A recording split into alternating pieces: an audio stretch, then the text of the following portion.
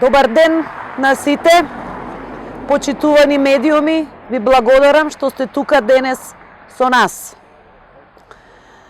Заедно пред овој уникатен споменик го одбележуваме Светскиот ден на споменици и локалитети 18 април. Како дел од културното наследство, оваа година со акцент на темата комплексно минато разновидна иднина. Ова е темата на Светскиот ден.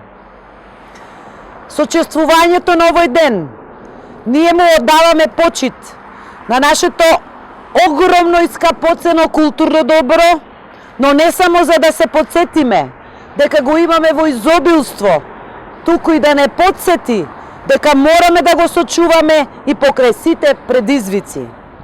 Затоа, денеска сакам да соопштам дека Завод и музеј Битола и Слахането го става во списокот на објекти под привремена заштита.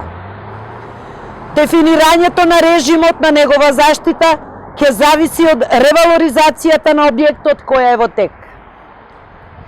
Битолското и Солунското и Слахане се последните два сочувани објекта на Балканот од изградените 7, подигнати во османлискиот период во текот на 19 век со донации од имотното местно население. И Слахането имале исклучителна улога да ги вдомат напуштените деца, сирачињата, децата кои подавале рака за коркалеп, давајќи им занает. Токму во овој објект зад мене многу деца израснале во почитувани луѓе.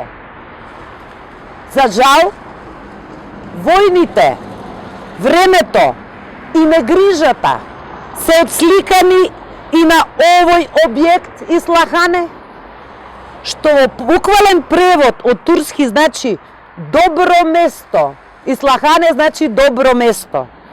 Такво мора и да остане. Зашто културното наследство е местото каде што се сретнуваат минатото и иднината, а неговата заштита е во сегашноста.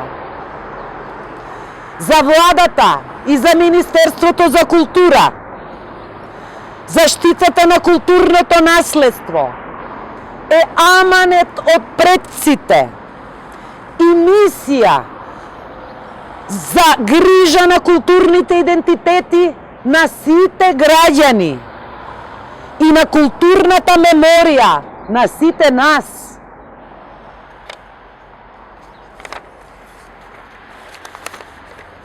Правиме сериозни чекори за остварување на оваа цел и затоа отворивме посебна буџетска наменска програма за културно наследство во опасност, преку која ќе можеме брзо да действуваме во спасувањето на нашите културни добра. Црквата Свети Ѓорѓи во Курбиново, Црквата Успение на Пресвета Богородица во Матејче и многу други. Во приоритетите за оваа година се и Скопскиот аквадукт, и сарајот на Ахмет Нијази беј во Ресен, и Јени џамија во Битола, и многу други. Издвоивме средства и за изработка на елаборат за ревалоризација на црквата Света Софија во Охрид, како изработка на проект за конзервација на нејзиниот величествен фрескоживопис. Почитувани, ова е само дел од она што си го поставивме како наша задача, како наша обврска кон идните генерации. Да го заштитиме и обновиме во оваа уште една тешка и тешко предвидлива година. Но тоа не смее да ни биде оправдување, бидејќи, како што реков, имаме обврска и кон предците и кон идните генерации. Затоа, онаму каде што пишува, објектот се продава, нека се допише, објектот е заштитен. Ви благодарам.